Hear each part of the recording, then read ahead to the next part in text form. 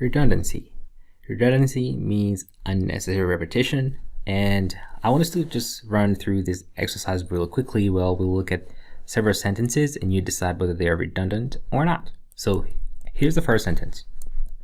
We met in the lobby, which is a meeting space. Is this sentence redundant? If you've said yes, you would be correct, because the lobby is basically a meeting space. You can simply say we met in the lobby, which implies meeting space. You don't have to say both. What about this second sentence? Annually, we go to the lake each year. Annually, we go to the lake each year. Is it redundant? If you said yes, once again, you'd be correct, because annually implies each year. Those are the same thing, so no. Don't say both.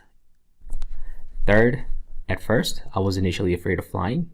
Yeah, redundant. At first, it's initially, same thing. Next, the suffocating cat was revived to life. Revived is enough.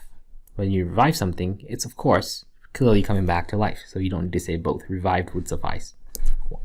We reverted back to online learning. Reverted and back.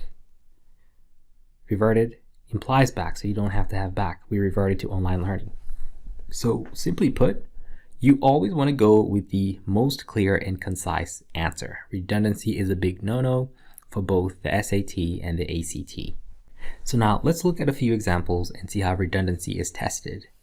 So we're trying to answer 18, so you're focusing on this highlighted part, focusing especially on the underlined portion.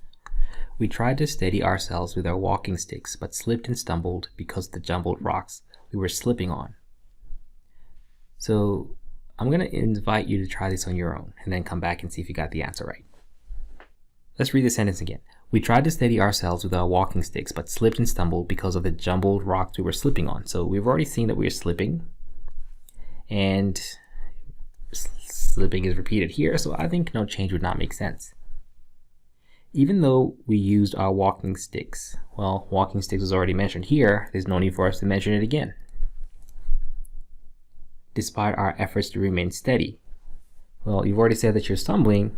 That implies that you cannot remain steady, so H doesn't make sense.